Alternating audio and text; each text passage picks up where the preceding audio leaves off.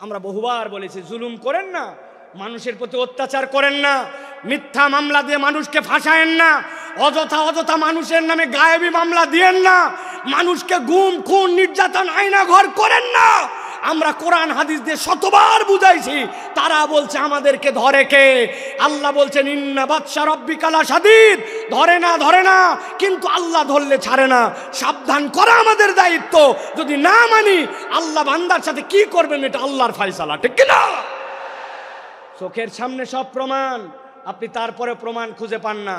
যাদেরকে আপনি অপমান করে অপদস্থ করে দেশ থেকে বের হতে বাধ্য করেছিলেন, যাদেরকে মিথ্যা মামলা দিয়ে অন্যায় করে জাতির সামনে লাম্পট্য চরিত্রের অপবাদ দিয়ে ভিতরে ঢুকিয়েছিলেন, আল্লাহ তাদেরকে এমন সম্মানিত করেছেন, তারা আজকে মঞ্চে বক্তব্য দেয়, তাদের কথা শোনার জন্য লক্ষ মানুষ আসে। আর যারা বাধা দিয়েছিল, অন্যায় করেছিল, তাদেরকে খুঁজে পাওয়া যায় না, ঠিক না?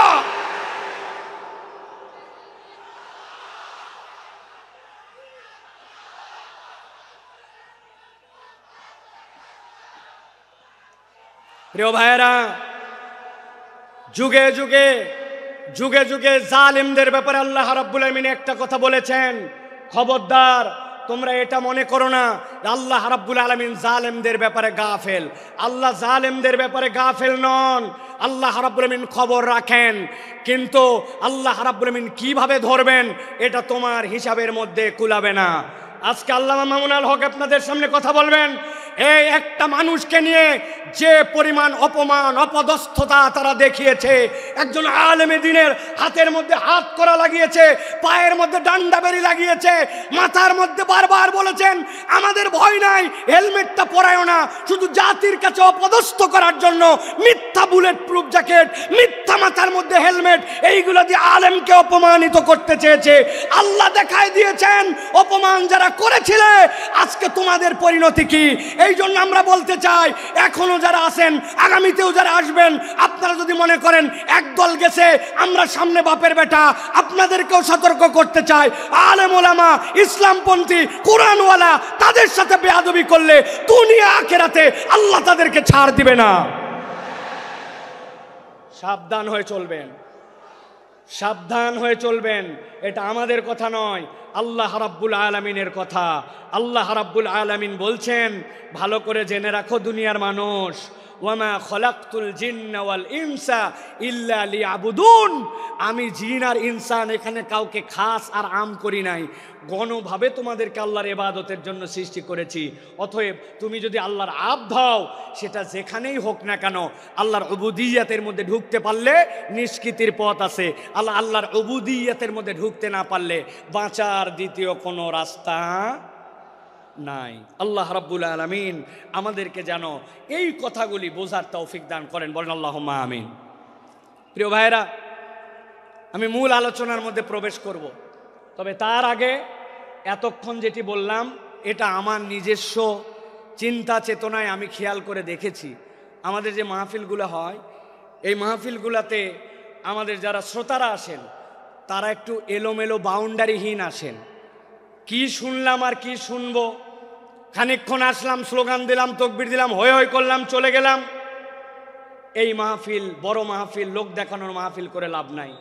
এই জন্য আমি চিন্তা করি যেখানেই যাই আগে অন্তত একটু আল দেই, আল বাঁধা। আল চেনেন আপনারা?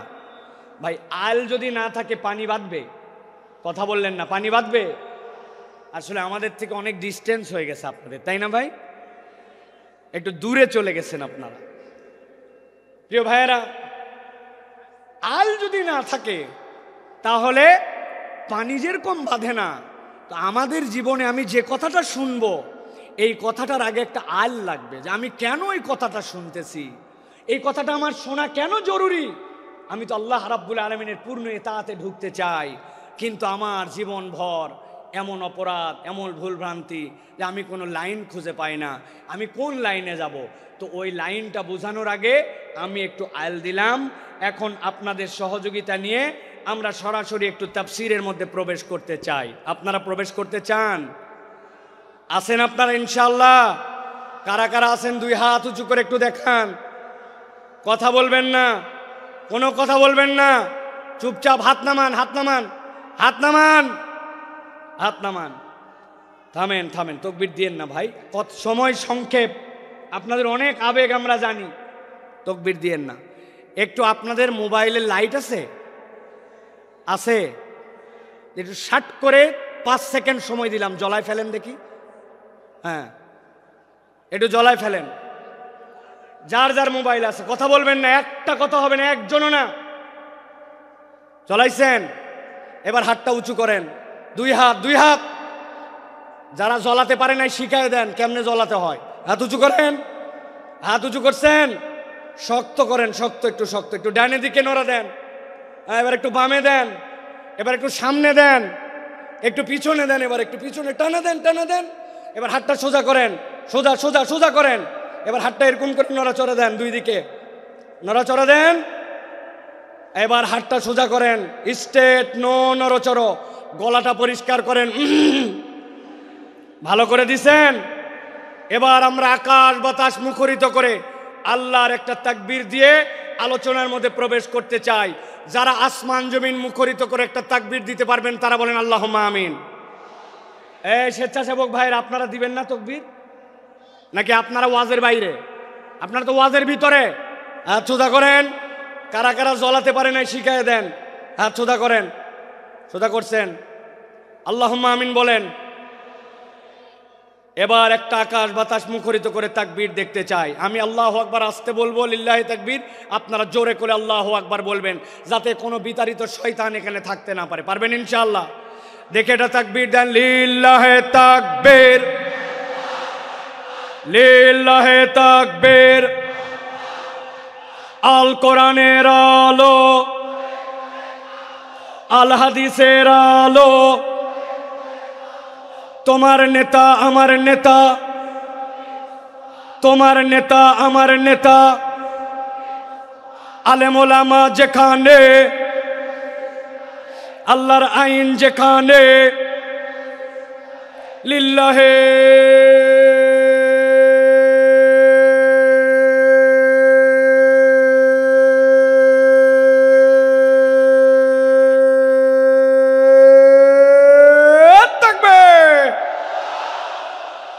আল্লাহ রাব্বুল আলামিন বলছেন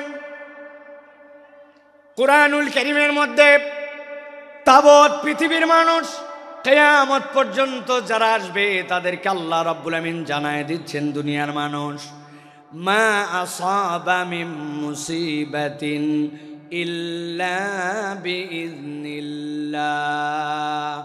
দুনিয়াতে তোমাদের যত বালা, যত পরীক্ষা, যত মুসিবত, যত ধরনের দুনিয়াতে তোমাদের সামনে বিপদ আপদ আসুক না কেন, আল্লাহ বলছেন কখনো বান্দা এইটা যেন ভাবে না যে এইটা আল্লাহ রাব্বুল আলামিনের জ্ঞানে বোধহয় নাই, আল্লাহ বোধহয় এ বিষয়ে বেখবর।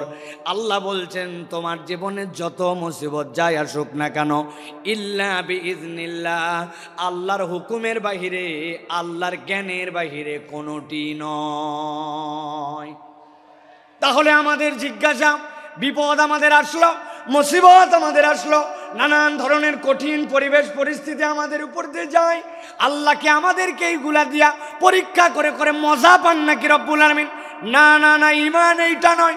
আল্লাহ বলছেন মুসিবত তোমাদের যেরকমই হোক না কেন, আমি আল্লাহ তোমাদের জন্য জানাচ্ছি, ওয়া মান ইউমিন বিল্লাহ ইয়াহদি কলবাহু, কেউ যদি একবার তার রব হিসাবে আল্লাহ রাব্বুল আলামিনের প্রতি ঈমান আনতে পারে, আল্লাহর প্রতি বিশ্বাস করতে পারে, আল্লাহকে রব হিসাবে মেনে নিতে পারে, আর অন্তর থেকে এইটার রিফ্লেকশন যদি তার চলে আসে, আল্লাহ বলছেন ইয়াহদি কলবাহু, আল্লাহ ওই বান্দার জন্য হেদায়েতের ব্যবস্থা করে দেন। কোরআনুল কারীম যে বলল আপনাকে ইয়াহদি কলবাহু, তাফসীরের ভিতরে এসেছে, তাফসীরে কবীরের ভিতরে, তাফসীর ইবনে আশুরের ভিতরে মুফাসসিরিনে কেরাম ব্যাখ্যা করছেন, একজন ইমানদার ব্যক্তিকে আল্লাহ যে বলেছেন ইয়াহদি কলবা, এইটা বলার উদ্দেশ্য, ওই বান্দার যত বড় বিপদ হোক আর যত বড় মুসিবত হোক না কেন, সে যদি রব হিসাবে আল্লাহকে চিনে ফেলতে পারে, আল্লাহ তার অন্তরের ভিতরে এমন একটা প্রশান্তি ঢুকায় দিবেন, ওই হেদায়েতের প্রশান্তি তাকে কখনো আল্লাহর রাস্তা থেকে বিচ্যুত করবে না। পরীক্ষা যতই আসুক, ওই বান্দার অন্তরটা আল্লাহর উপরে স্টেবল থাকবে। সুবহানাল্লাহ। আল্লাহ রাব্বুল আলামিনের এই কথাটা বোঝার জন্য আমি একটা উদাহরণ দিব, ভালো করে সারা জীবন মনে রাখতে হবে। যে কয়টা উদাহরণ দেব নাম্বার দিয়ে গুনে গুনে মনে রাখতে হবে। এইটা হচ্ছে উদাহরণ নম্বর 1। কয় নম্বর? কথা বলেন, ভালো করে খেয়াল করেন। সুন্দরবনের পাশে এক লোকের বাড়ি, একটা মহল্লা আছে সুন্দরবনের পাশে। ওই মহল্লায় সুন্দরবনের পাশে কিছু মানুষ বসবাস করে। এক ব্যক্তির একটা পুকুর আছে, পুকুরটা ধরেন 2 বিঘার। এই বছর বন্যা উঠেছে, বন্যার কারণে পুকুরের ভিতরে পানি ঢুকছিল। সাধারণত পুকুরের মধ্যে যখন পানি ঢুকে বন্যায় কিছু মাছ ঢোকে, ঠিক কিনা? বেরো হয় কিন্তু কিছু মাছও আছে। ওই লোক চিন্তা করছে, এই বছর আমি পুকুরটাকে একবারে ছেঁচে পরিষ্কার করে সব মাছ ধরে ফেলবো। পুকুরটা ছেঁচবে, কিন্তু পুকুরের মধ্যে কচুরি পানা, দল পানা। যশোরের লোক কি বলেন ভাই? পানা বলেন, পানা, কচুরি পানা অনেক। ওই কচুরি পানার কারণে স্বাভাবিক মাছ ধরা যায় না। সরায় সরায় মাছগুলা ধরছে। ধরার পরে পুকুরের কোনো পানি নাই, কিন্তু ওই যে পলি পড়েছে পুকুরের মধ্যে আর পুকুরের কাদা, ওইগুলা দিয়ে পুকুরে 1-2 হাত পর্যন্ত কাদায় ক্যাতক্যাতা। আর পুকুরের মধ্যে কচুরি পানা। ওই এলাকার একটা লোকের একটা গরু আছে, গরুটা ছেড়ে দেওয়া, সারাদিন খায় দায়, সন্ধ্যাবেলা বাড়িতে ফেরত আসে। ওই গরু কচুরি পানা কিন্তু গরুর পছন্দ। গরু চিন্তা করছে, এত সুন্দর কচুরি পানা এখন যেরকম মাটির সাথে লেগে গেছে, এখন তো খাওয়া যায়। পুকুরের পাড়ে যে কচুরি পানা খেতে শুরু করেছে, 1-2টা করে খায় আর কচুরি পানা খায়, মজা পায়। মজা পেতে পেতে গরুটা আস্তে করে পুকুরের মাছ বরাবর চলে গেছে।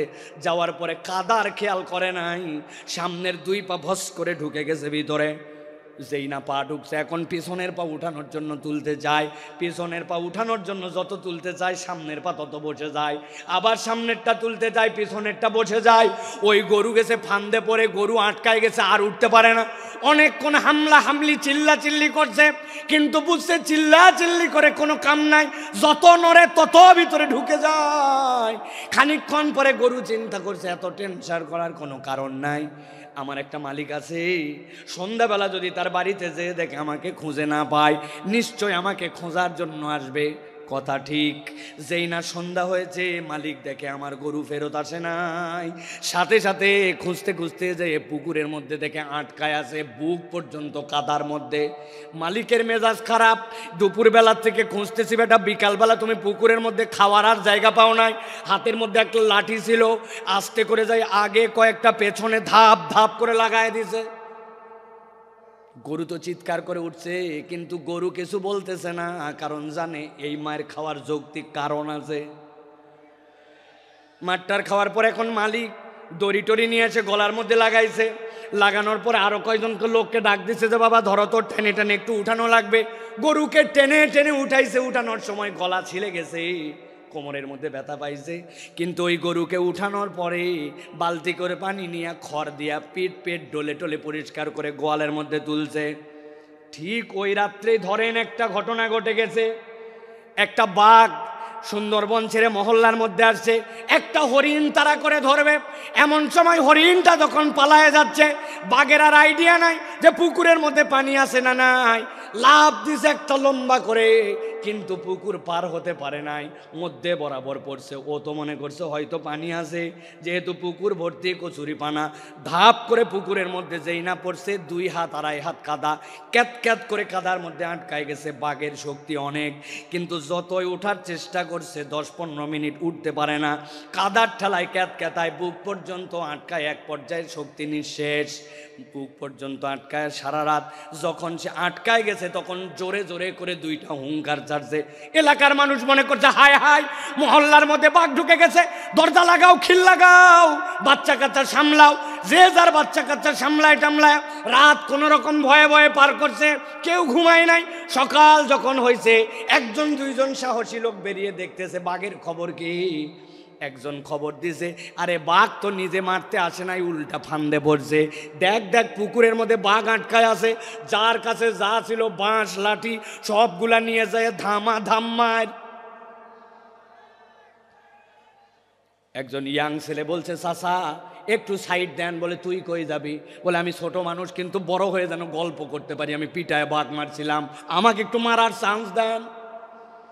আরেক মহিলা কোলে করে বাচ্চা নিয়ে আসছে, বাচ্চা নিয়ে আসে বলছে আপনার বলে আমার ছোট বাচ্চা, কোলের বাচ্চা, কিন্তু হাতে একটা লাঠি আছে বাবা, জীবনে একটা সুযোগ অন্তত দাও যাতে বাঘকে একটুখানি আমি মারতে পারি। বাঘ মারে অন্তত বড় হয়ে বলতে পারবে মায়ের কোলে থেকে বাঘ মারছে। কথা ঠিক না? ভালো করে বোঝেন, জিজ্ঞাসা করব, মুসলমান সারা দেশ থেকে এখানে আসছেন, আপনারা শুধু যশোরের না, জিজ্ঞাসা করে উত্তর দেন, আপনার আমার দৃষ্টিভঙ্গিতে একটা গরু বেশি শক্তিশালী না বাঘ? কথা বললেন না, শুনতে পাই নাই। গরু না বাঘ? বাঘ বেশি শক্তিশালী, কিন্তু গরুর একজন স্থানীয় মালিক থাকার কারণে, একজন তত্ত্বাবধায়ক থাকার কারণে কাদার মধ্যে আটকানোর পরেও সন্ধ্যাবেলা তুলে নিয়ে গেছে, কিছু মায়ের হয়তো খাইছে, কিন্তু বিপদ থেকে উদ্ধার পাইছে। কিন্তু বাঘের স্থানীয় মালিক না থাকার কারণে যতই শক্তি থাক, আটকাইছে তো আটকাইছে, উল্টা বাঁশ জলা খায় মরা লাগছে। ঠিক না? আমার আল্লাহ রাব্বুল আলামিন বলছেন, মা আসাবা মিন মুসিবাতিন ইল্লা বিইذنিল্লাহ ওয়া মান ইউমিন বিল্লাহ ইয়াহদি কলবাহু ওয়াল্লাহু বিকুল্লি শাইইন আলিম।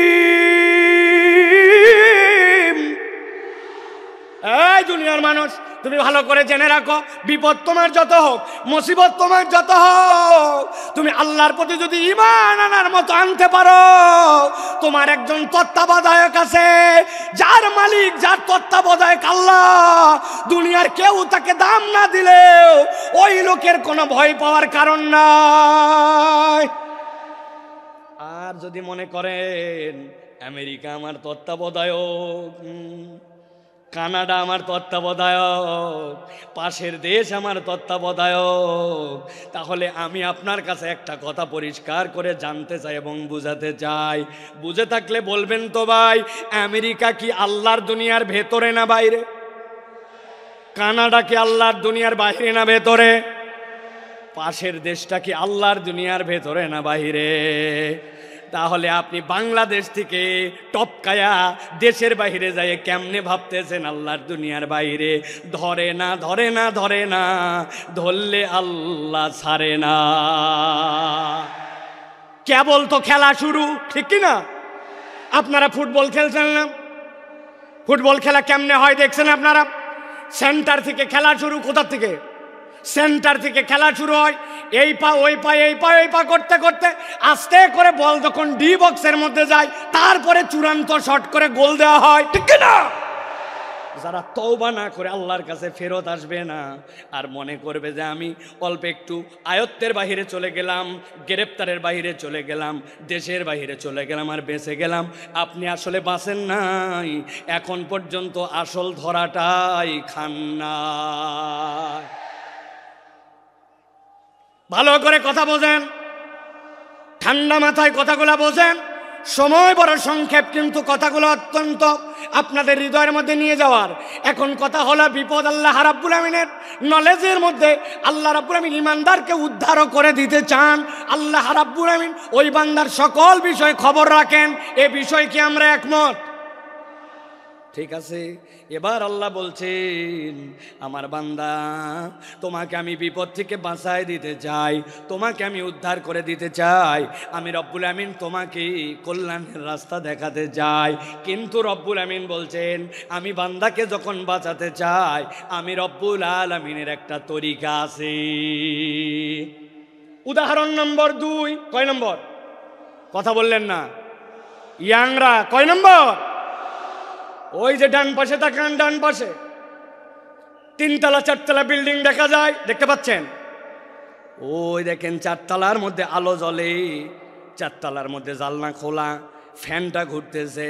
এখন আপনাকে যদি কেউ বলে চারতলার মধ্যে যেহেতু আলো জ্বলতেছে, চারতলার মধ্যে ফ্যান চলতেছে, তাহলে আপনার স্বাভাবিকভাবে বিবেচনায় কি আসবে? এই বিল্ডিংয়ের চারতলায় মানুষ থাকে না থাকে না? মানুষ থাকে, কিন্তু আপনার এলাকার এক ছেলে বলতেছে যতই মানুষ থাক, যাই থাক না কেন, আমি শিওর এইটাতে ওঠার জন্য কোনো সিঁড়ি নাই, এইটাতে ওঠার জন্য কোনো লিফট নাই, এইটাতে ওঠার জন্য কোনো মই নাই, যতই মানুষ থাক। এই কথা যদি বলে কেউ আপনার এলাকায়, ওই ছেলেকে, ওই লোককে কি বলবেন? কেন? ওই লোকের পাগল। তো পাগল বলবেন কেন? বলবেন স্ক্রু ঢিল, ঠিক কিনা? আন্দাজি হুজুর যা বলে তার সাথে হো বলেন না। মানুষের স্ক্রু থাকে নাকি? বলে হুজুর ওই পাগল আর স্ক্রু ঢিল এইটা আক্ষরিক অর্থে নয়, এইটা রূপক অর্থে। ওই লোকটার ব্রেনে অসুবিধা আছে, তাছাড়া চারতলায় মানুষ থাকে আর সিঁড়িও নাই, লিফটও নাই, এইটাও হতে পারে না, ঠিক কিনা? আমার আল্লাহ রাব্বুল আলামিন বলছেন বিপদ আছে, বালা মুসিবত আছে, সব আছে, কিন্তু আমি রব্বুল আমিন তোমাকে উদ্ধার করতে চাই। গভীর মনোযোগ দেন। আল্লাহ সিঁড়ি বর্ণনা করতেছেন, এবার কিভাবে তুমি উদ্ধার পাবে। আল্লাহ বলছেন ওয়াতিউল্লাহ ওয়াতিউর রাসূল ফাইন তাওয়াল্লাইতুম ফাইন্নামা আলা রাসূলিনাল বালাগুল মুবিন। আমার রব্বুল আমিন বলছেন বান্দা তোমাকে আমি বিপদ দিয়েছি শেষ করে দেওয়ার জন্য নয়, ধ্বংস করে দেওয়ার জন্য নয়। দুনিয়ার কোনো মানুষকে আমি জাহান্নামে দেওয়ার জন্য সৃষ্টি করি নাই। আমি আল্লাহ তোমাকে সিঁড়িটা বলে দিতে চাই।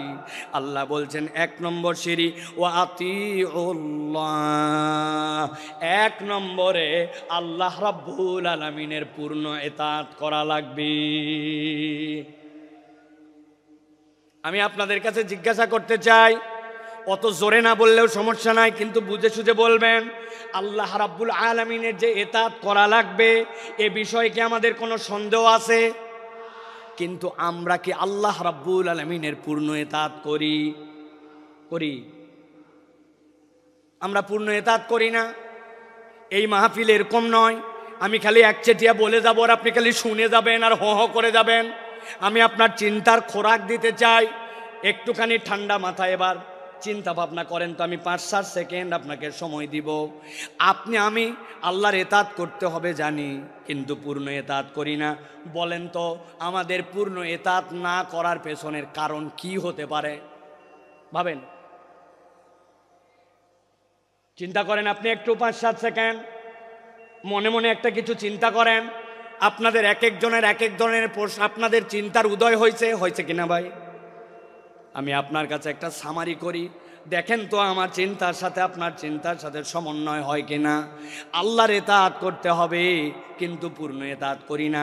আমি আমার ক্ষুদ্র দৃষ্টিভঙ্গিতে দেখেছি এর অন্যতম কারণ হচ্ছে আমরা আল্লাহ রাব্বুল আলামিন যে আমাদের জন্য রাজ্জাক আর রব, আল্লাহর রাজ্জাক আর রুবুবিয়্যাতের মূল পরিচয় আমরা ওয়াকিফাল নয়, ঠিক কিনা? আপনি বলবেন হুজুর আমি আমার রাজ্জাক রবকে চিনি। কেমনে চিনেন? আমার বাড়িতে খাবার অভাব নাই, আমার বাড়িতে বাজার হাট নিয়ে চিন্তা নাই। আল্লাহ আমাকে আলহামদুলিল্লাহ যথেষ্ট খাবার, যথেষ্ট আমার বাজার, যথেষ্ট চাল ডাল আমাকে দিয়েছে। আপনি যদি মনে করেন আল্লাহ আপনাকে চাল ডাল আর খাদ্য এইটাতে একমাত্র আপনার জন্য রাজ্জাক, আপনি তাহলে আল্লাহর রাজ্জাক নামের 1% কেবল চিনছেন, বাকিটুকু আপনি চিনেন নাই। আল্লাহ নিজের পরিচয় দিয়েছেন, ইন্নাল্লাহ হুয়ার রাজ্জাকু যুল কুওয়াতিল মাতিন।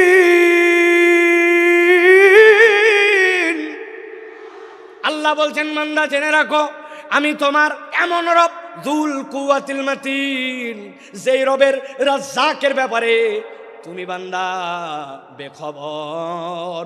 আমি আপনার কাছে একটু বুঝাতে চাই যে রাজ্জাকের আল্লাহর এই রাজ্জাকের বোধ আমার মধ্যে আসলে আমি কিভাবে আল্লাহকে মেনে নিতাম।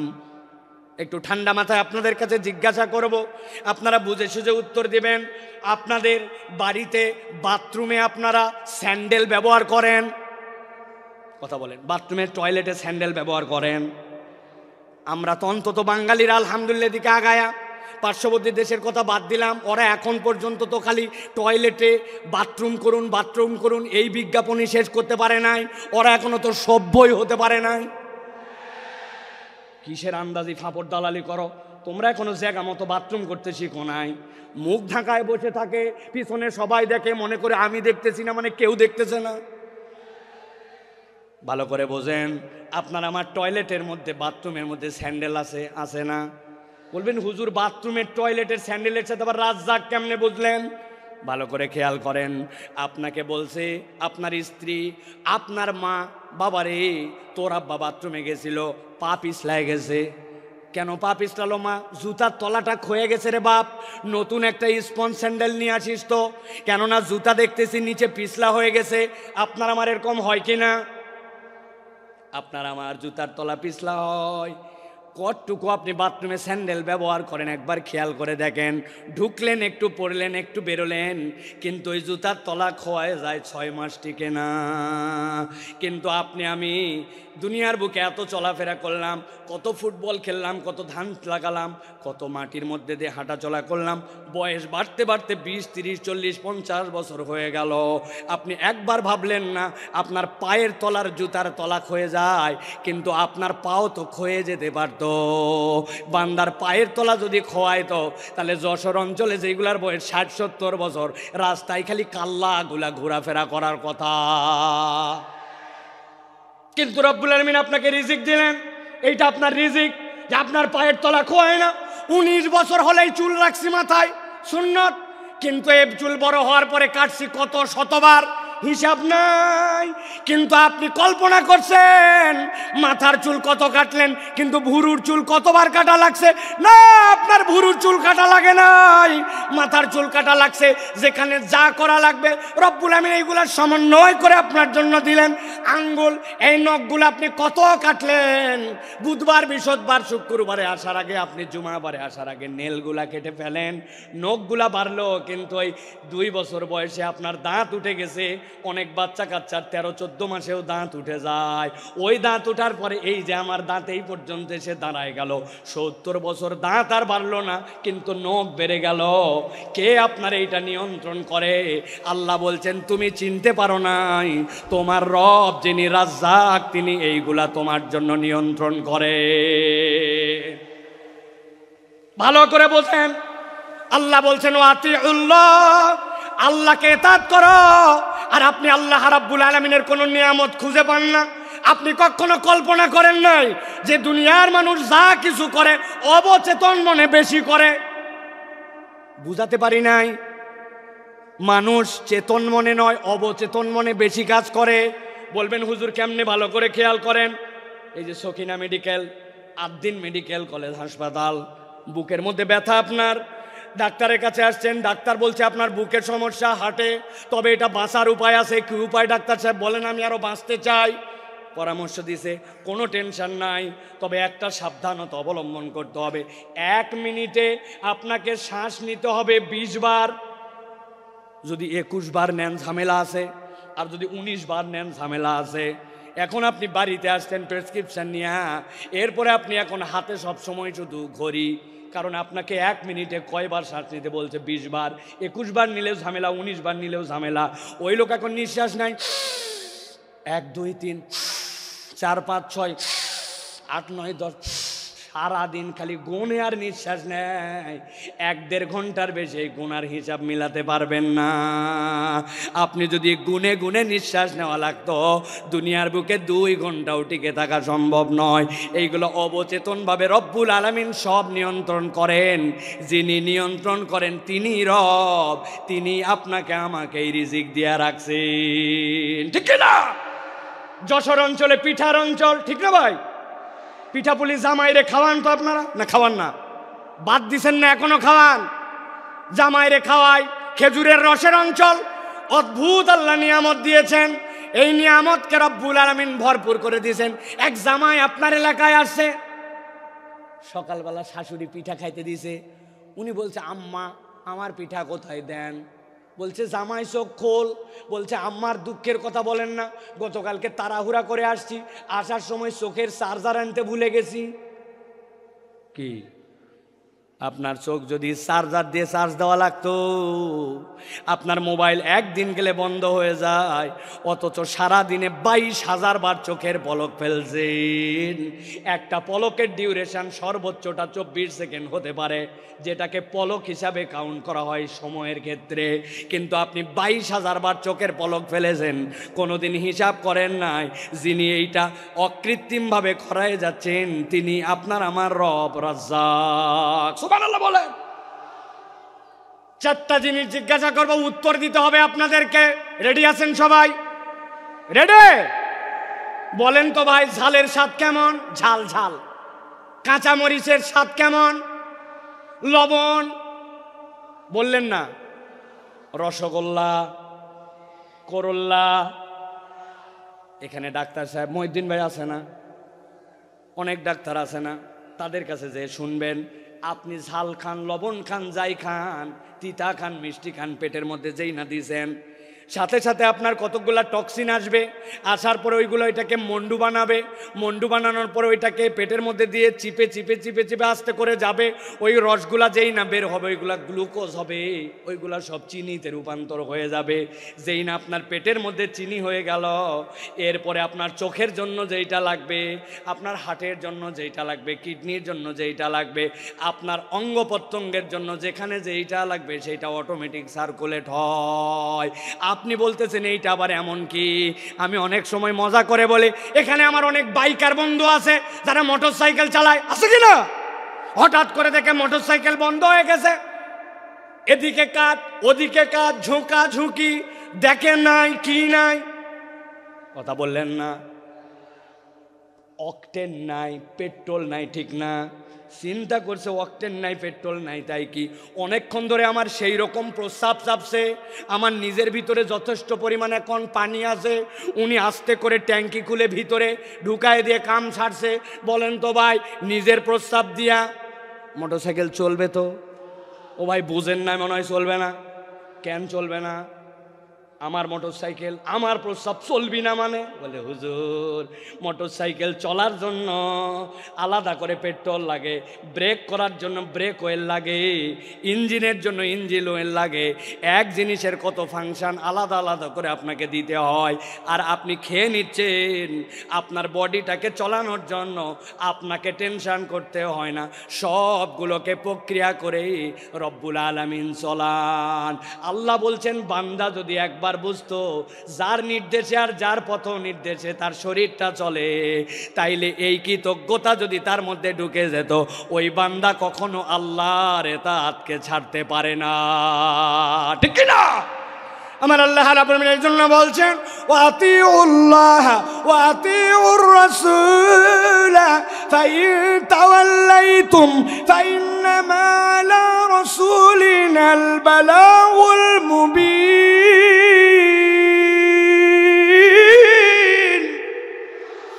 এই দুনিয়ার মানুষ, তোমাকে আমি ধ্বংস করে দেওয়ার জন্য সৃষ্টি করি নাই, আমি তোমাকে নিষ্কৃতি দেওয়ার জন্যই সৃষ্টি করেছি। তবে আমি তোমার জন্য সিঁড়ি বলে দিচ্ছি। 1 নম্বর সিঁড়ি হচ্ছে আতিউল্লাহ, আল্লাহর ইতাআত তোমার জীবনে লাগবে। আর আল্লাহর অনুসরণ করার পরে আল্লাহর অনুসরণটা আমার নবীর তরিকায় হওয়া লাগবে। তোমার জীবনে যদি আল্লাহর নবী ঢুকে যায় আর আল্লাহর ইতাআত পূর্ণাঙ্গ হয়ে যায়, আল্লাহ বলছেন ইয়াহদি কলবাহু, ওই বান্দার যত বড় মুসিবতই হোক না কেন, তার জন্য হেদায়েতের পথ দেখানো রব্বুল আলামিনের কাজ। সুবহানাল্লাহ। আল্লাহ সাথে সাথে এটাও বলছেন, তোমাদের মধ্যে কতগুলা গাদ্দার আছে, পণ্ডিত আছে, শুনলাম না আল্লাহর কথা, না শুনলে কি হবে? আছে না? আল্লাহ বলছেন কিছুই হবে না। ফাইন তাওয়াল্লাইতুম ফাইন্নামা আলা রাসূলিনাল বালাগুল মুবিন। আমি আল্লাহ জানায় রাখলাম, তুমি যদি মুখ ফিরায় নাও, নবী আর নবীওয়ালা কাজ যারা করে তাদের দায়িত্ব হচ্ছে বার্তাটা পৌঁছায় দেওয়া। দারোগাগিরি করার জন্য নবী আর নবীর ওয়ারিসদেরকে দায়িত্ব দেওয়া হয় নাই। আমাদের দায়িত্ব পৌঁছায় দেওয়া। শুনলে তোমার ভালো, না শুনলে তোমার বিপদ, ঠিক না? আমরা বহুবার বলেছি, জুলুম করেন না, মানুষের প্রতি অত্যাচার করেন না। মিথ্যা মামলা দিয়ে মানুষকে ফাঁসায়েন না, অযথা মানুষের নামে গায়েবী মামলা দিয়েন না, মানুষকে গুম খুন নির্যাতন আয়না ঘর করেন না। আমরা কোরআন হাদিস দিয়ে শতবার বুঝাইছি, তারা বলছে আমাদেরকে ধরে কে? আল্লাহ বলছেন ইন্না বাতশা রাব্বিকা লাশাদীদ, ধরে না, কিন্তু আল্লাহ ধরলে ছাড়ে না। সাবধান করা আমাদের দায়িত্ব। যদি না মানি আল্লাহ বান্দার সাথে কি করবেন এটা আল্লাহর ফয়সালা, ঠিক কি না? চোখের সামনে সব প্রমাণ, আপনি তারপরে প্রমাণ খুঁজে পান না। যাদেরকে আপনি অপমান করে অপদস্থ করে দেশ থেকে বের হতে বাধ্য করেছিলেন, যাদেরকে মিথ্যা মামলা দিয়ে অন্যায় করে জাতির সামনে লাম্পট্য চরিত্রের অপবাদ দিয়ে ভিতরে ঢুকিয়েছিলেন, আল্লাহ তাদেরকে এমন সম্মানিত করেছেন, তারা আজকে মঞ্চে বক্তব্য দেয়, তাদের কথা শোনার জন্য লক্ষ মানুষ আসে। আর যারা বাধা দিয়েছিল, অন্যায় করেছিল, তাদেরকে খুঁজে পাওয়া যায় না, ঠিক না?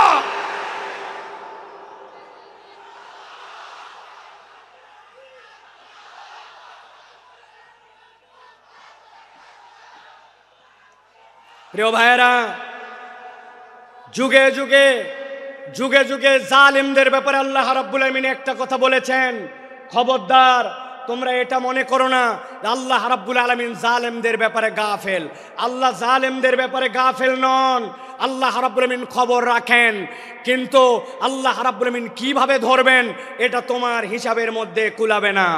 আজকে আল্লামা মামুন আল হক আপনাদের সামনে কথা বলবেন, এই একটা মানুষকে নিয়ে যে পরিমাণ অপমান অপদস্থতা তারা দেখিয়েছে, একজন আলেমে দ্বীনের হাতের মধ্যে হাত করা লাগিয়েছে, পায়ের মধ্যে ডান্ডা বেরি লাগিয়েছে, মাথার মধ্যে বারবার বলেছেন আমাদের ভয় নাই, হেলমেটটা পরায়ও না, শুধু জাতির কাছে অপদস্থ করার জন্য মিথ্যা বুলেট প্রুফ জ্যাকেট, মিথ্যা মাথার মধ্যে হেলমেট, এইগুলো দিয়ে আলেমকে অপমানিত করতে চেয়েছে। আল্লাহ দেখায় দিয়েছেন অপমান যারা করেছিলে আজকে তোমাদের পরিণতি কি। এই জন্য আমরা বলতে চাই, এখনো যারা আছেন, আগামীতেও যারা আসবেন, আপনারা যদি মনে করেন একদল গেছে আমরা সামনে বাপের বেটা, আপনাদেরকেও সতর্ক করতে চাই, আলেম ওলামা ইসলামপন্থী কোরআনওয়ালা তাদের সাথে বেয়াদবি করলে দুনিয়া আখিরাতে আল্লাহ তাদেরকে ছাড় দিবে না। সাবধান হয়ে চলবেন। এটা আমাদের কথা নয়, আল্লাহ রাব্বুল আলামিনের কথা। আল্লাহ রাব্বুল আলামিন বলছেন, ভালো করে জেনে রাখো দুনিয়ার মানুষ, ওয়ামা খলাকতুল জিন্না ওয়াল ইনসা ইল্লা লিয়াবুদুন, আমি জিন আর ইনসান এখানে কাউকে খাস আর আম করি নাই, গণভাবে তোমাদেরকে আল্লাহর ইবাদতের জন্য সৃষ্টি করেছি। অতএব তুমি যদি আল্লাহর আবদ হও, সেটা যেখানেই হোক না কেন, আল্লাহর উবুদিয়্যাতের মধ্যে ঢুকতে পারলে নিষ্কৃতির পথ আছে, আল্লাহর উবুদিয়্যাতের মধ্যে ঢুকতে না পারলে বাঁচার দ্বিতীয় কোনো রাস্তা নাই। আল্লাহ রাব্বুল আলামিন আমাদেরকে যেন এই কথাগুলি বোঝার তৌফিক দান করেন, বলেন আল্লাহুম্মা আমিন।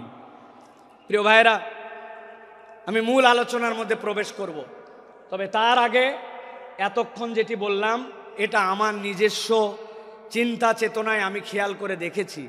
আমাদের যে মাহফিলগুলো হয়, এই মাহফিলগুলোতে আমাদের যারা শ্রোতারা আসেন তারা একটু এলোমেলো বাউন্ডারিহীন আসেন। কি শুনলাম আর কি শুনবো, খানিকক্ষণ আসলাম, স্লোগান দিলাম, তকবির দিলাম, হই হই করলাম, চলে গেলাম। এই মাহফিল বড় মাহফিল, লোক দেখানোর মাহফিল করে লাভ নাই। এই জন্য আমি চিন্তা করি যেখানেই যাই আগে অন্তত একটু আইল দেই, আইল বাঁধা। আইল চেনেন আপনারা? ভাই আইল যদি না থাকে পানি বাঁধবে? কথা বললেন না, পানি বাঁধবে? আসলে আমাদের থেকে অনেক ডিস্টেন্স হয়ে গেছে আপনাদের, তাই না ভাই? একটু দূরে চলে গেছেন আপনারা। প্রিয় ভাইয়েরা, আইল যদি না থাকে তাহলে পানি যেরকম বাঁধে না, তো আমাদের জীবনে আমি যে কথাটা শুনবো এই কথাটার আগে একটা আইল লাগবে, যে আমি কেন এই কথাটা শুনতেছি, এই কথাটা আমার শোনা কেন জরুরি। আমি তো আল্লাহ রাব্বুল আলামিনের পূর্ণ ইতাআতে ঢুকতে চাই, কিন্তু আমার জীবন ভর এমন অপরাধ, এমন ভুলভ্রান্তি যে আমি কোনো লাইন খুঁজে পাই না, আমি কোন লাইনে যাব। তো ওই লাইনটা বোঝানোর আগে আমি একটু আইল দিলাম। এখন আপনাদের সহযোগিতা নিয়ে আমরা সরাসরি একটু তাফসীরের মধ্যে প্রবেশ করতে চাই। আপনারা প্রবেশ করতে চান? আছেন আপনারা ইনশাআল্লাহ? কারা কারা আছেন দুই হাত উঁচু করে একটু দেখান। কথা বলবেন না, কোনো কথা বলবেন না, চুপচাপ হাত নামান, হাত নামান, হাত নামান, হাত নামান। থামেন থামেন, তকবির দিয়েন না ভাই, কত সময় সংক্ষেপ, আপনাদের অনেক আবেগ আমরা জানি, তকবির দিয়েন না। একটু আপনাদের মোবাইলের লাইট আছে আছে একটু শার্ট করে 5 সেকেন্ড সময় দিলাম, জ্বলায় ফেলেন দেখি। হ্যাঁ, একটু জ্বলায় ফেলেন। যার যার মোবাইল আছে কথা বলবেন না, একটা কথা হবে না, একজনও না। জ্বলাইছেন? এবার হাতটা উঁচু করেন, 2 হাত 2 হাত। যারা জ্বলাতে পারে নাই শিখাই দেন কেমনে জ্বলাতে হয়। হাত উঁচু করেন, হাত উঁচু করছেন, শক্ত করেন, শক্ত, একটু শক্ত, একটু ডানে দিকে নড়া দেন, এবার একটু বামে দেন, এবার একটু সামনে দেন, একটু পিছনে দেন, এবার একটু পিছনে টানা দেন, টানা দেন। এবার হাতটা সোজা করেন, সোজা সোজা সোজা করেন। এবার হাতটা এরকম করে নড়াচড়া দেন, 2 দিকে নড়াচড়া দেন। এবার হাতটা সোজা করেন, স্ট্রেট, নো নড়চড়। গলাটা পরিষ্কার করেন, ভালো করে দিছেন। এবার আমরা আকাশ বাতাস মুখরিত করে আল্লাহর একটা তাকবীর দিয়ে আলোচনার মধ্যে প্রবেশ করতে চাই। যারা আসমান জমিন মুখরিত করে একটা তাকবীর দিতে পারবেন তারা বলেন আল্লাহুম্মা আমিন। এই স্বেচ্ছাসেবক ভাইরা, আপনারা দিবেন না তাকবীর? নাকি আপনারা ওয়াজের বাইরে? আপনারা তো ওয়াজের ভিতরে। হাত সোজা করেন। কারা কারা জ্বলাতে পারে নাই শিখায় দেন, হাত সোজা করেন। সোজা করছেন? আল্লাহুম্মা আমিন বলেন। এবার একটা আকাশ বাতাস মুখরিত করে তাকবীর দেখতে চাই। আমি আল্লাহু আকবার আসতে বলবো, লিল্লাহি তাকবীর, আপনারা জোরে করে আল্লাহু আকবার বলবেন, যাতে কোনো বিতাড়িত শয়তান এখানে থাকতে না পারে। পারবেন ইনশাআল্লাহ? দেখে এটা তাকবীর দেন, লিল্লাহি তাকবীর, লিল্লাহি তাকবীর। আল কোরআনের আলো, আল হাদিসের আলো, তোমার নেতা আমার নেতা, তোমার নেতা আমার নেতা। আলেম ওলামা যেখানে, আল্লাহর আইন যেখানে, লিল্লাহে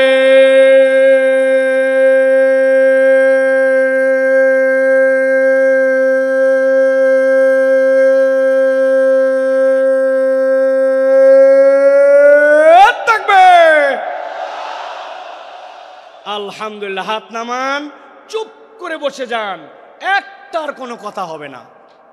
এখন আমরা বিতাড়িত শয়তান থেকে আশ্রয় প্রার্থনা করে সরাসরি কোরআনুল কারীমের মধ্যে প্রবেশ করব। দাঁড়ায় বসে মহিলা প্যান্ডেলে, ছেলেদের প্যান্ডেলে, স্টেজে, এলইডি মনিটরের সামনে, ভিতরে বাহিরে, দেশে বিদেশে, কাছে দূরে, বাংলাদেশে লাইভে, নন লাইভে, যে যেখান থেকে দেখতেছেন সকলে একসাথে সমস্বরে আমার সাথে পড়েন, আউযু বিল্লাহি মিনাশ শাইতানির রাজিম, বিসমিল্লাহির রাহমানির রাহিম। ইন্নাল মুত্তাকিনা ফি জান্নাতি ওয়া উয়ুন, উদখুলুহা বিসালামিন আমিনিন। আমার আল্লাহ রাব্বুল আলামিন কিয়ামত পর্যন্ত আগত মানুষের কাছে বার্তা পৌঁছায় দিচ্ছেন। আল্লাহ রাব্বুল আলামিন বলছেন, ইন্নাল মুত্তাকিনা ফি জান্নাতি ওয়া উয়ুন, নিশ্চয় আমি রব তোমাদেরকে জানায় রাখলাম, যারা মুত্তাকি হবে, আল্লাহর কাছে যারা মুত্তাকি হিসাবে একবার বিবেচিত হয়ে যাবে, আমি রব তাদেরকে বলছি ফি জান্নাতি ওয়া উয়ুন, তারা উদ্যান এবং নহরমালা, ঝর্ণামালার মধ্যে তারা থাকবে। জিজ্ঞাসা হচ্ছে আল্লাহ রাব্বুল আলামিন এখানে মুত্তাকি দ্বারা কি বুঝান? মুত্তাকির অনেক সংজ্ঞা আছে, আমি কেবলমাত্র ছোট্ট 2টা জিনিস আপনাকে সারা জীবনের জন্য মাথার মধ্যে ঢুকাই দিতে চাই। মুত্তাকি মানে কনসেপ্টের মধ্যে পরিষ্কার রাখবেন, মুত্তাকি হচ্ছে সে আল্লাহ আমাকে যা যা নিষেধ করেছেন, আল্লাহর নিষেধাজ্ঞা থেকে যখন আমি বেঁচে থাকি, আল্লাহ যা আমাকে করতে মানা করেছেন সেইটার ধারে কাছে যখন আমি যাই না, সেই পথ যখন মারাই না, বান্দা যখন এই কাজ করতে শুরু করে, আল্লাহর কাছে সে তখন মুত্তাকি হিসাবে বিবেচিত হয়। সুবহানাল্লাহ বলে। হযরত ওমর ফারুক রাদিয়াল্লাহু তাআলা আনহু, তার কাছে সে জিজ্ঞাসা করছে খলিফাতুল মুসলিমিন, তাকওয়ার পথটা কি, মুত্তাকি কাকে বলে? ছোট্ট কথায় হযরত ওমর ফারুক বলেছেন, তুমি কি কখনো এমন গিরিপথ দিয়ে চলেছো, পাহাড়ের মাঝ দিয়ে এক পাহাড় তার এক পাহাড় যাওয়া লাগবে, আবার ওই পথটার মধ্যে অনেক কাঁটার গাছ আছে, চলেছি, ওই রাস্তায় তুমি কেমনে চলেছো আমাকে একটু দেখাও। সাহাবী ডেমনস্ট্রেশন করে দেখাচ্ছেন, খলিফাতুল মুসলিমিন আমিরুল মুমিনিন। যখন দেখেছি পাহাড়টা নিচু, আমার মাথা বেঁধে যাবে, মাথাটা নিচু দিছি, আবার যখন দেখছি উঠা লাগবে উঠছি, ডান দিকে ফিরা লাগবে ডানে ফিরছি, বাম দিকে কাত হওয়া লাগবে ফিরছি। আর আমার গায়ের মধ্যে যে কাপড়টা ছিল ওইটা যেন কোনো কাঁটার গাছের মধ্যে আটকায় না যায়, ওই জন্য কাঁটার গাছের মধ্যে আটকানোর থেকে বাঁচার জন্য কাপড়গুলা জড়ো করে করে আমি চলাফেরা করছি। হযরত ওমর ফারুক বলছেন, তুমি তো তাকওয়া বুঝেই ফেলছো, তাকওয়ার পথ তো এইটাই, হালাল হারামের সংমিশ্রণ আছে, আল্লাহর নিষেধাজ্ঞা আছে, অনেক কঠিন, কিন্তু তোমাকে যে তো বেরিয়ে যেতে হবে, তুমি বিবেচনা করে করে যখন চলো, এইটাই তোমার জন্য তাকওয়ার পথ। আল্লাহ বলছেন ওই তাকওয়ার পথে চলে যারা মুত্তাকি হবে, ইন্নাল মুত্তাকিনা ফি জান্নাতিন ওয়া উয়ুন, আমি রব্বুল আমিন তাদের জন্য জান্নাত আর তাদের জন্য ঝর্ণা রেখেছি। আল্লাহ ডাক দিয়ে বলবেন, উদখুলুহা বিসালামিন আমিনিন, ওর মধ্যে তোমরা নিরাপত্তার সাথে প্রবেশ করো। আল্লাহ মূলত বুঝাতে চান, আমার বান্দা যে একবার হবে, আমার এতাতকারী যে হবে, আমি তাকে জাহান্নামের জন্য সৃষ্টি করি নাই, আমি তাকে জান্নাত দিতে চাই। সুবহানাল্লাহ। কিন্তু বান্দা মনে মনে চিন্তা করছে, আমার তো গুনাহ খাতার কোনো শেষ নাই, আমি কেমনে বাঁচবো, আমি কেমনে এই পথকে গ্রহণ করব। আল্লাহ রাব্বুল আমিন বলছেন, বান্দা তুই ভয় পাস না, আমি তোর জন্য ঘোষণা করতেছি। রব্বুল আলামিন কোরআনুল কারীমের 5 নম্বর সূরা, সূরা মায়েদা এর 74 নম্বর আয়াতের মধ্যে বলছেন, আফালা ইয়াতুবুনা ইলাল্লাহ ওয়া ইস্তাগফিরুনাহু ওয়া ইস্তাগফিরুনাহু ওয়াল্লাহু গফুরুর রহিম। আমার আল্লাহ বলতেছেন, এই দুনিয়ার মানুষ ভালো করে বোঝো, আমি রব তোমাকে বললাম, আফালা ইয়াতুবুনা ইলাল্লাহ, তুমি কি আল্লাহর দিকে ফেরত আসবে না? ওয়াস্তাগফিরুনাহু, আর তুমি কি তোমার রবের কাছে ক্ষমা চাইবে না? এটার দ্বারা আল্লাহ কি বুঝাতে চান? তুমি যদি আল্লাহর কাছে ফেরত আসো আর যদি ক্ষমা চাও, আল্লাহ বলছেন আমি রব্বুল আমিন নিজেকে ঘোষণা দিলাম, আল্লাহু গফুরুর রহিম, রব তাকে দয়াময় ক্ষমা করার জন্য রেডি আছে। সুবহানাল্লাহ। তাহলে আমাদের কাজ রব্বুল আলামিনের কাছে ফেরত আসা। আল্লাহ অন্য আয়াতে বলতেছেন, কুলিয়া ইবাদিয়াল্লাযীনা আসরাফু আলা আনফুসিহিম, কুল, হে নবী আপনি বলে দেন, ইয়া ইবাদিয়া, হে আমার বান্দারা, আল্লাযীনা, যারা, আসরাফু, বাড়াবাড়ি করে ফেলেছো, আলা আনফুসিহিম, নিজেদের অন্তরের উপরে, লা তাকনাতু মির রাহমাতিল্লাহ, তুই তোর রবের দয়া থেকে কখনো ভরসাহীন হয়ে যাস না। ইন্নাহু হুয়াল গফুরুর রহিম, আল্লাহ বলছেন তোর রব নিশ্চয় ক্ষমাকারী আর নিশ্চয় তোর রব রহিম। আল্লাহ এরপরে বান্দাকে বলছেন, ওয়ানিবু ইলা রাব্বিকুম ওয়া আসলিমু লাহু, আল্লাহর কাছে ফেরত আয় আর একবার বল, আল্লাহ ভুল হয়ে গেছে, এখন আমি তোমার কাছে আত্মসমর্পণ করলাম। কোন পর্যন্ত ডিউরেশন? মিন ক্বাবলি আন ইয়াতিয়াকুমুল আযাব, আযাবের দিবস তথা কিয়ামত হওয়ার আগ পর্যন্ত একবার যদি বান্দা আল্লাহর কাছে ফেরত আসে, আল্লাহ বলছেন সুম্মা লা তুনসারুন, আর একবার যদি তোর মৃত্যু চলে আসে আর কেউ সাহায্য করতে পারবে না। আল্লাহ এই আয়াতগুলা সাক্ষ্য দেয় আল্লাহ বান্দাকে ক্ষমা করে দিতে চান। সুবহানাল্লাহ। এখন আপনাদের কাছে 2টা প্রশ্ন। 1 নম্বরে, আল্লাহ রাব্বুল আমিন ক্ষমা করে দিতে চান, আমরা কি ক্ষমা পাইতে চাই? আল্লাহকে আমাকে শোনাতে হবে না, আমাকে শোনাতে হবে না, আমরা কি ক্ষমা পেতে চাই? আল্লাহ রাব্বুল আমিন ক্ষমা করতে চান, পেতে চাই। কিন্তু দ্বিতীয় জিজ্ঞাসা হচ্ছে, আল্লাহর কাছে ক্ষমা পেতে চাই, কিন্তু এজন্য আমাদের কি কোনো প্রচেষ্টা আছে? কি সমস্যা? আস্তে আস্তে আস্তে, 1জন 2জন বলেন, আপনারা চুপ করেন সবাই, শোনা যায় না, স্পষ্ট না? আল্লাহু আকবার। আমাদের মাইকালা ভাই, আমি আপনাকে কতগুলো পরামর্শ এখান থেকে দিয়ে যাই। আগামীকালকে সামনের যে 5-7 রো দেখতে পাচ্ছি, প্রত্যেকটা বাঁশে একটা বাঁশ পরপর 2টা করে টিউবলাইট লাগাই দিবেন। আর সামনের যে বাঁশ, এই বাঁশ থেকে সামনের দিকে 4টা বাঁশ পরপর 2টা হর্ন 2টা হর্ন 2টা হর্ন, যত সাউন্ড বাইরে থাক এই জায়গাতে কালকে লাগাই দিবেন। ঠিক আছে ভাই? আজকের মধ্যে একটু কষ্ট করে শুনি ভাই, হ্যাঁ? তারপরে আমরা নেক্সট এটা ঠিক করে ফেলবো ইনশাআল্লাহ। একদম চুপ করে যান সবাই। আমি মাইকের কাছাকাছি ফোকাস রেখে কথা বলার জন্য চেষ্টা করতেছি, যাতে আপনারা একটু কথাগুলো বুঝতে পারেন। প্রিয় ভাইরা, খুব গুরুত্বপূর্ণ কথা ভাই, কেবল তো কথা শুরু। আমরা ক্ষমা পেতে চাই এবং আমরা ক্ষমার প্রচেষ্টাও আল্লাহর কাছে করতে চাই, কিন্তু কোরআন হাদিসের পদ্ধতি অনুযায়ী ক্ষমা লাভের উপায় কি এ বিষয়ে আমাদের সকলের পরিষ্কার ধারণা নাই। আমি আপনাদের কাছে বলতে চাই, কোরআন হাদিসের বক্তব্য অনুযায়ী একজন বান্দার ক্ষমা লাভের সর্বনিম্ন 5টা উপায়। জিজ্ঞাসা করব, উত্তর দিবেন শুনতে পালে। ক্ষমা লাভের সর্বনিম্ন উপায় কয়টা? হয় নাই? সকলে হাতগুলা নিচে নামান, এরকম করে হাত নিচে নামাবেন।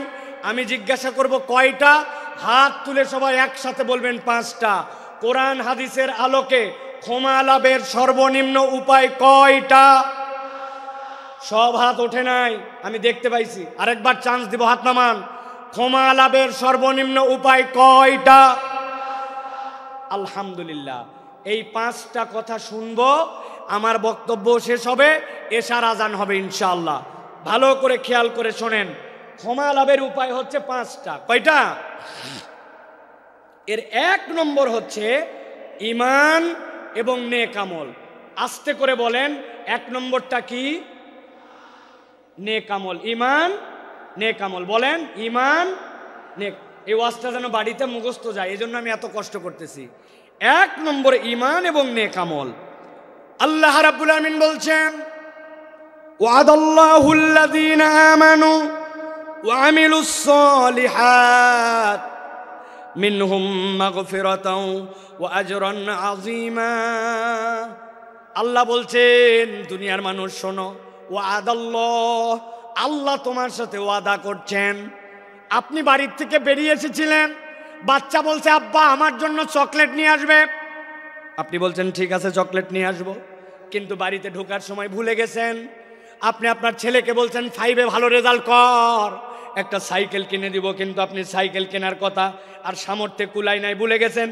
বউরে বলছেন এবার খালি বেতন পাই, লাল রঙের একটা শাড়ি তোমাকে কিনে দিব।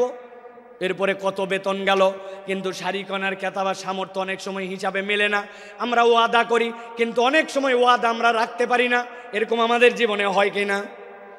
কিন্তু আল্লাহ বলতেছেন, বান্দা আমার জন্য ওয়াদা করা লাগে না, ফাআলুল লিমা ইউরিদ। আমরা আল্লাহর ব্যাপারে বলি ইন্নাকা লা তুখলিফুল মিআদ, আমার রব কখনো ওয়াদার ব্যতিক্রম করেন না। কিন্তু সেই আল্লাহ বলছেন ওয়াদাল্লাহ, আল্লাহ ওয়াদা করতেছেন আল্লাযীনা আমানু, যারা ঈমান আনবে। 2 নম্বর ওয়া আমিলুস সালিহাত, ঈমান আনার সাথে সাথে আমলে সালেহ করবে। মিনহুম মাগফিরা, আমি রব্বুল আমিন তাদেরকে ক্ষমা করে দিব। ওয়া আজরান আযীমা, আর আমি রব তাদের জন্য বিশাল প্রতিদানের ব্যবস্থা করব।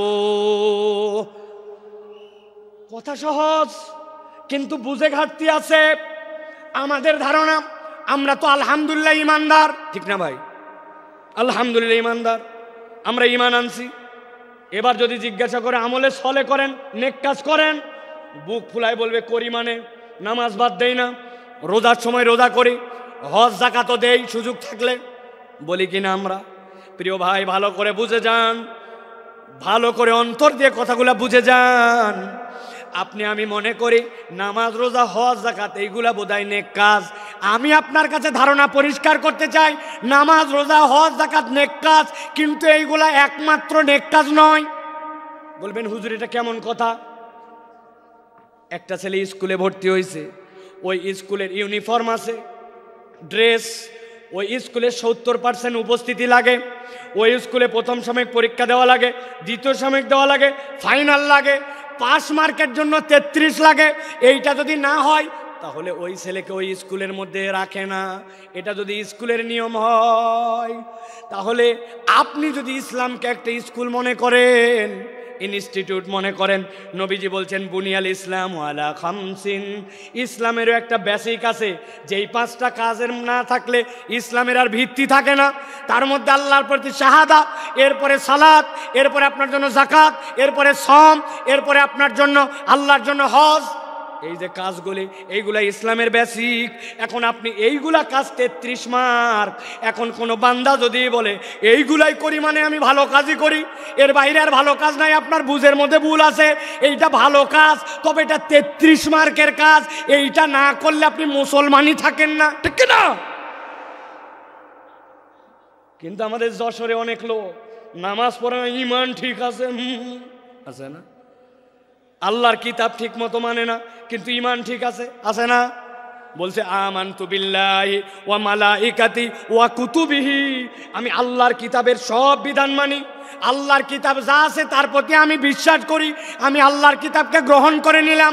কিন্তু ওই লোককে যদি বলা হয় নামাজের ইসলাম মানলেন, রোজার ইসলাম মানলেন, কিন্তু আল্লাহর জমিনে আল্লাহর বিধান দিয়ে শাসনটা হোক, এই কথা বললে তখন বলে বক্তা দল করে, আছে না? এইরকম মুনাফিক মার্কা অনেক মুসলমান আছে।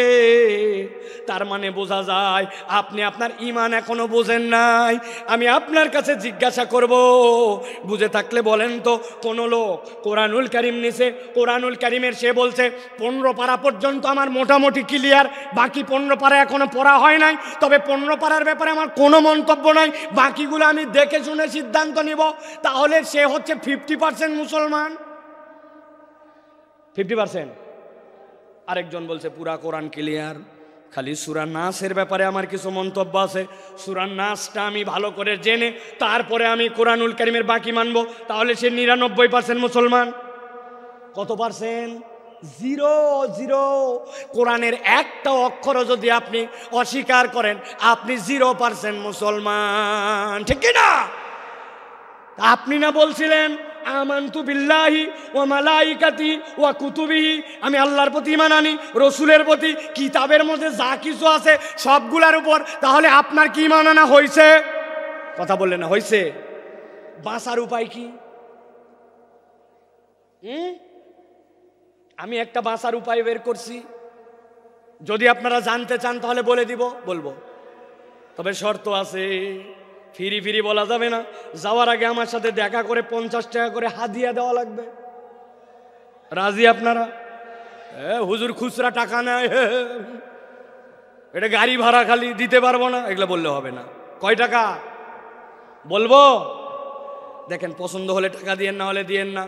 এখন থেকে আমরা সিস্টেম করে আল্লাহর কাছে আগেই বলে যাব। আমরা এখন থেকে কালেমাটা একটু সিস্টেম করে বলবো, আমানতু বিল্লাহি ওয়া মালাইকাতিহি ওয়া কিছু কিছু কুতুবিহি,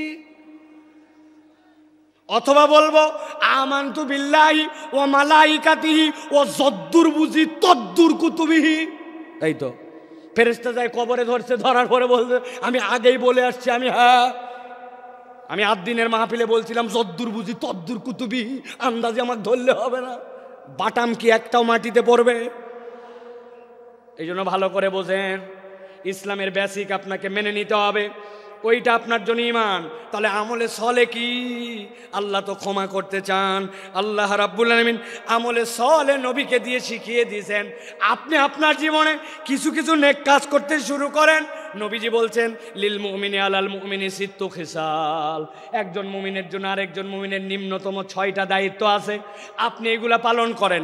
আপনি মসজিদে ঢুকছেন, 5 মিনিট হাতে সময় আছে, অযথায় বসবো না, 2টা রাকাত তাহিয়াতুল মসজিদ পড়ি, 2টা রাকাত দুখুলুল মসজিদ পড়ি, তারপরে বসবো।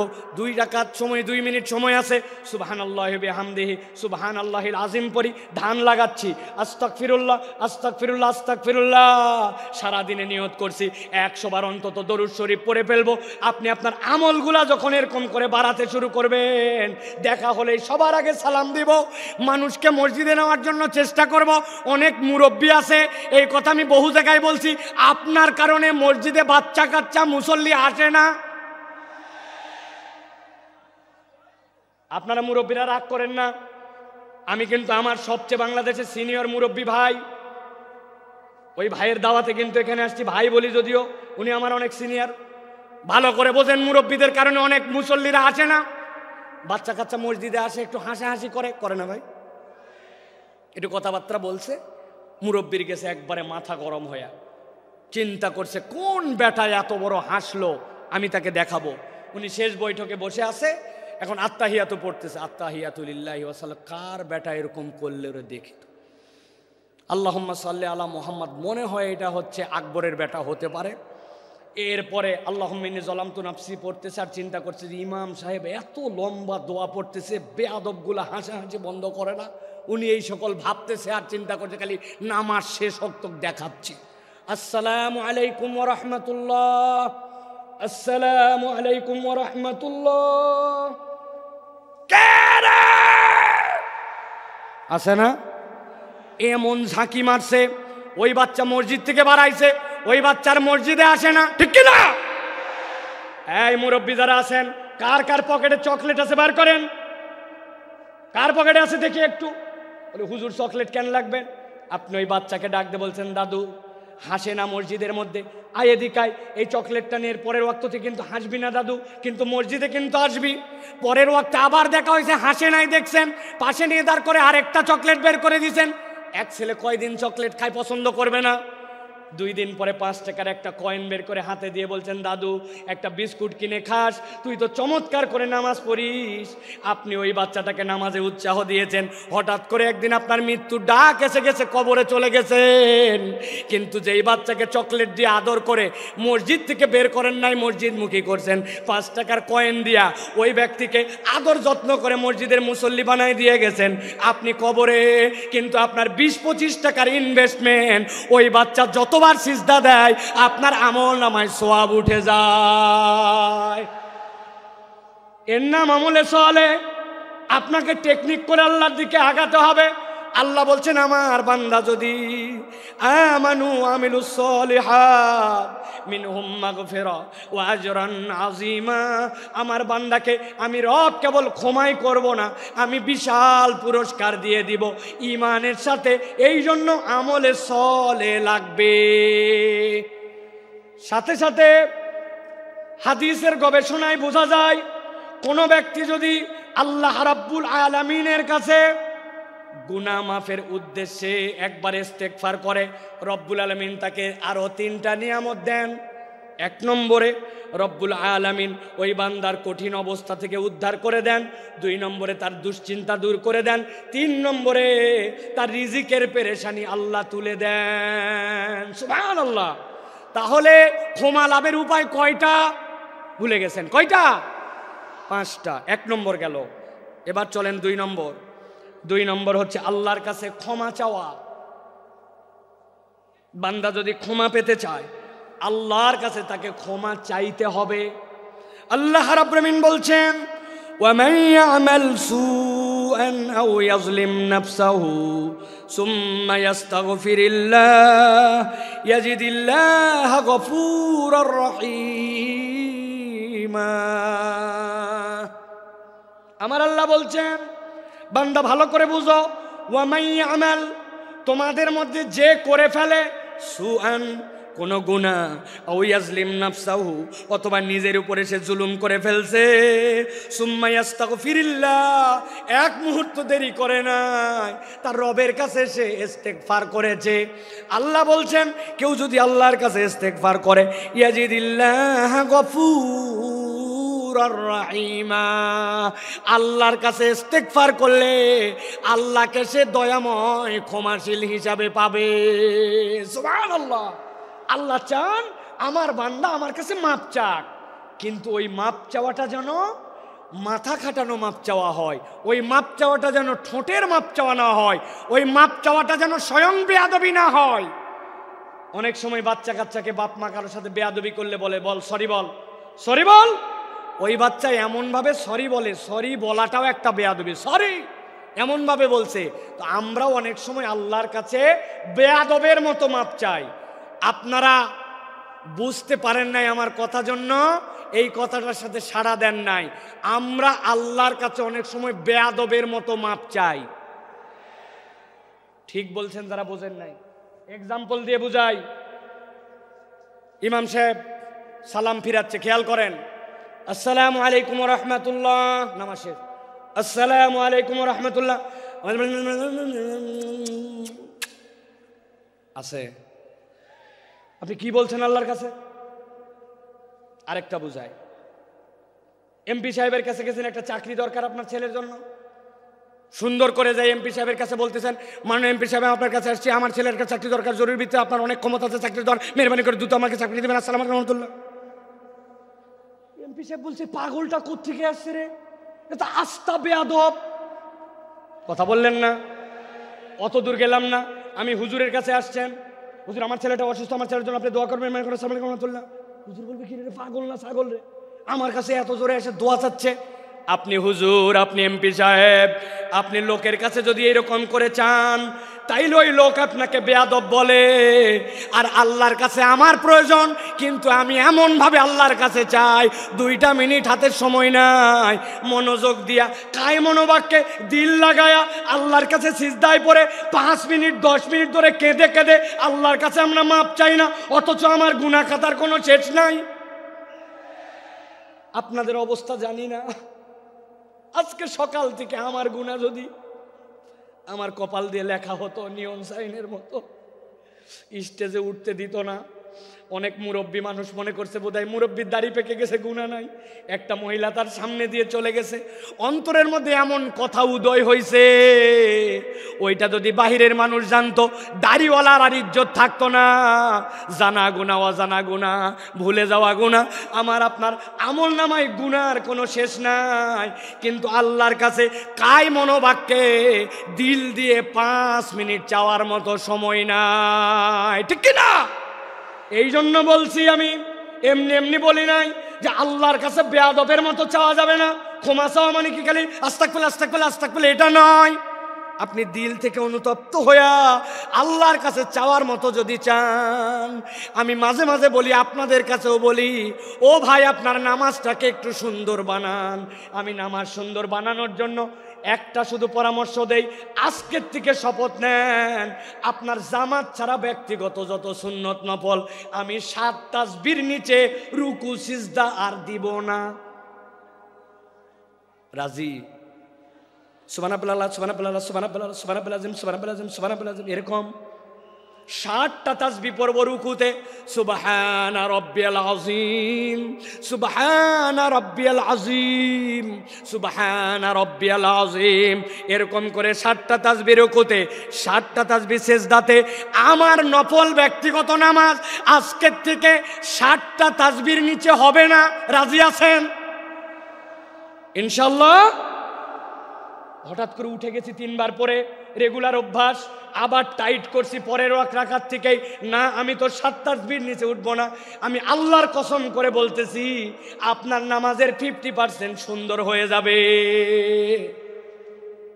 তাহলে 2 নম্বর আল্লাহর কাছে ক্ষমা চাওয়া, 3 নম্বরে আল্লাহর কাছে তওবা করা। বলেন 3 নম্বর তওবা করা। বলেন।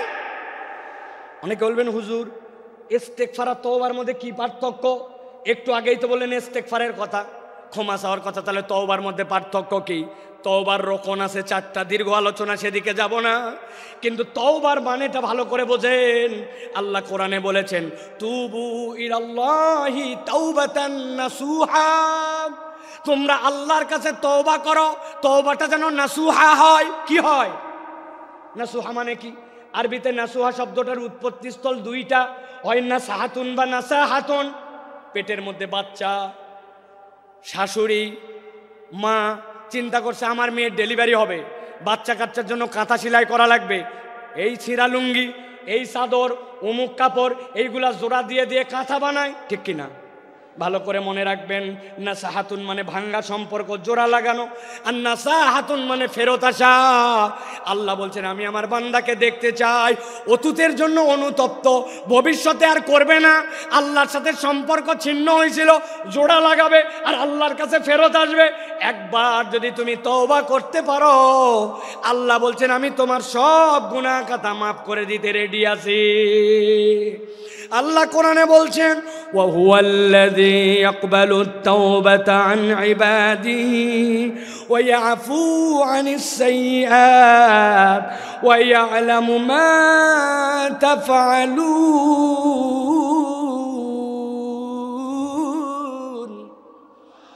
আমার আল্লাহ বলছেন وهو الذي يقبل التوبة তিনি তো সেই রব যিনি তওবা কবুল করেন আন ইবাদিহি তার না বান্দা এগুলা আল্লাহ বলছেন ওই আফু আনিস সাইয়্যাত আর তিনি তো তার দোষ ত্রুটিগুলা ক্ষমা করে দেন ওই আলামু মা তাফালুন যুবক রে মোবাইলে এমবি কিনে রাত্রে কি দেখেছো বাহিরে জুব্বা টুপি লাগায়া ঘুরছো মানুষ হুজুর হুজুর বলছে কিন্তু নামাজের অবস্থা কি ছিল আমলের অবস্থা কি ছিল ভিতরের অবস্থা ছিল কেউ জানে না আল্লাহ বলছেন মৃত্যুর খাটলি সকলের কাছে লেগে যাবে কিন্তু আল্লাহ সব জানেন আল্লাহ চান আমার বান্দাকে আমি ক্ষমা করে দেই এই জন্য আল্লাহ বলছেন বান্দা যেন আল্লাহর সাথে ভাঙা সম্পর্ক জোড়া লাগায় আর আল্লাহর কাছে যেন বান্দা ফেরত আসে সুবহানাল্লাহ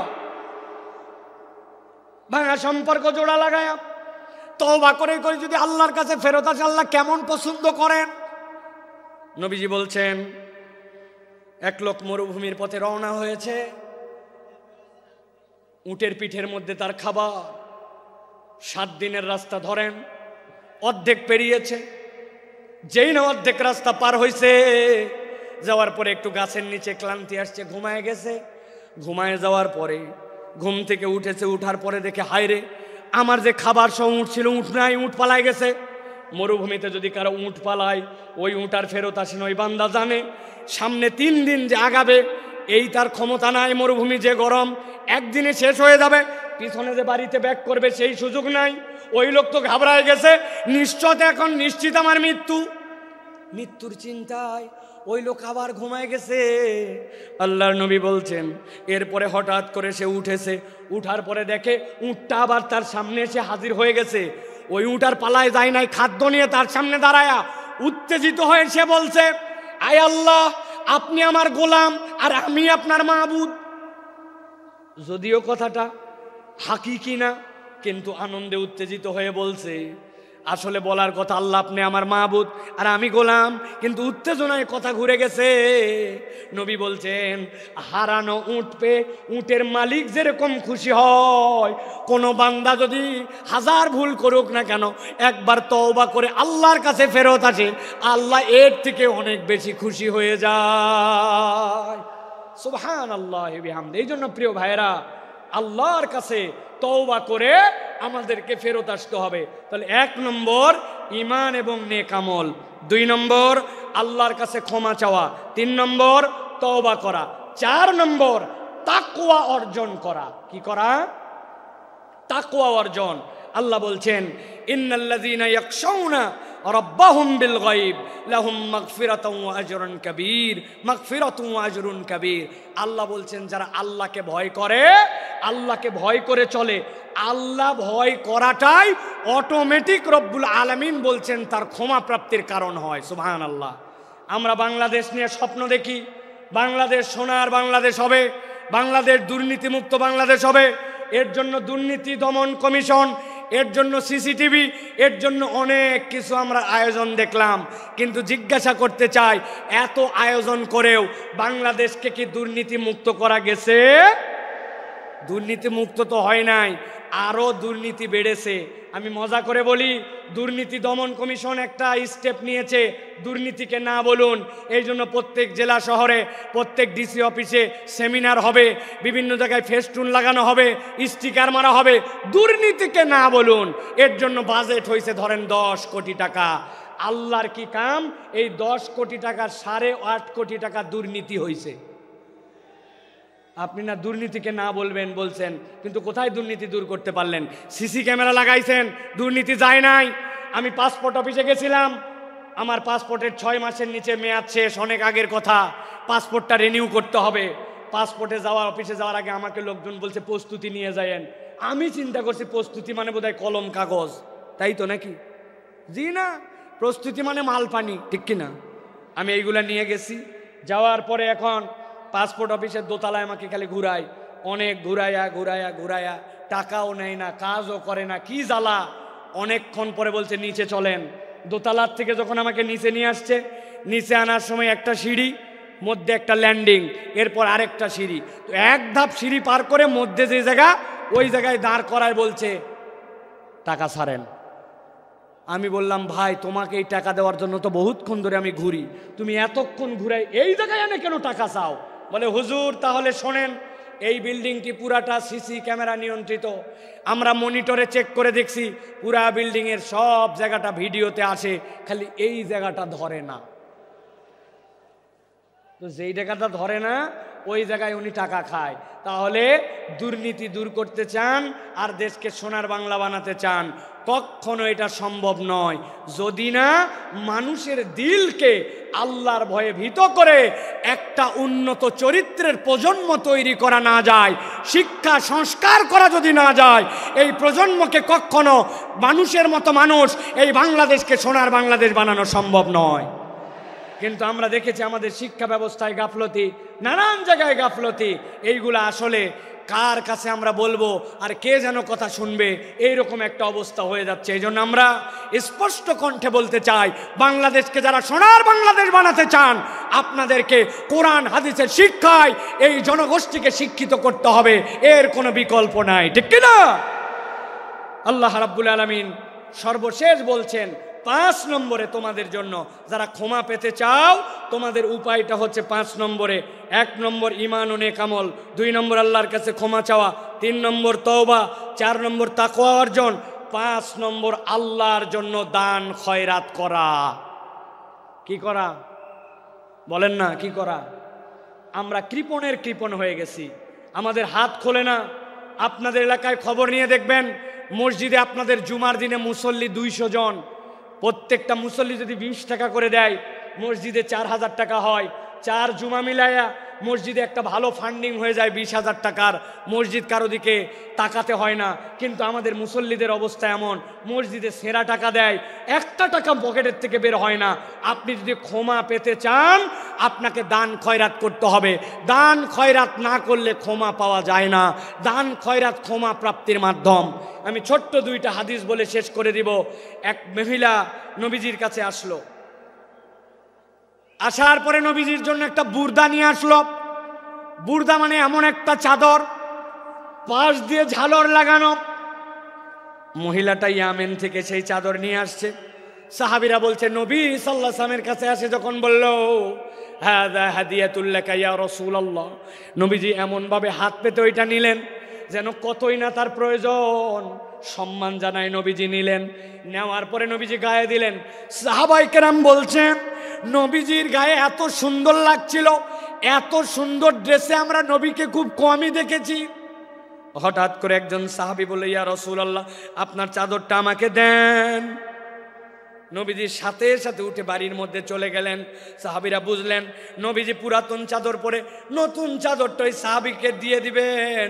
সাহাবায়ে কেরাম ওই সাহাবীকে বললেন তুমি এই কাজ করলে কেন?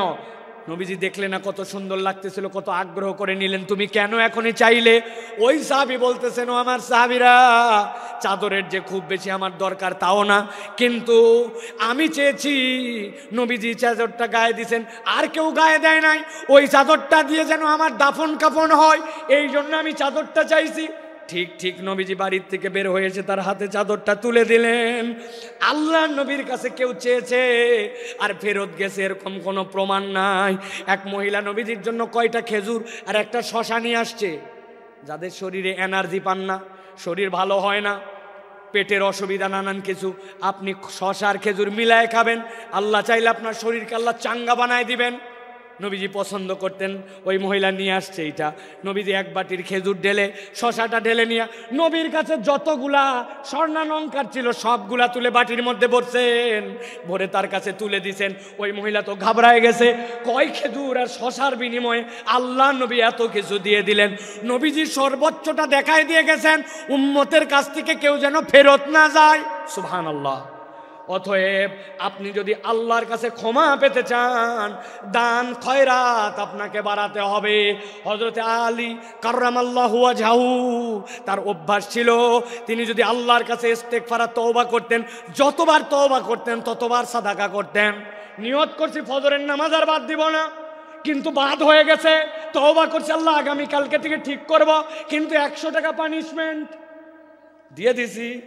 আল্লাহর কাছে বলছে আর মিথ্যা কথা বলবো না। আবার ফট করে একটা মিথ্যা বের হয়ে গেছে।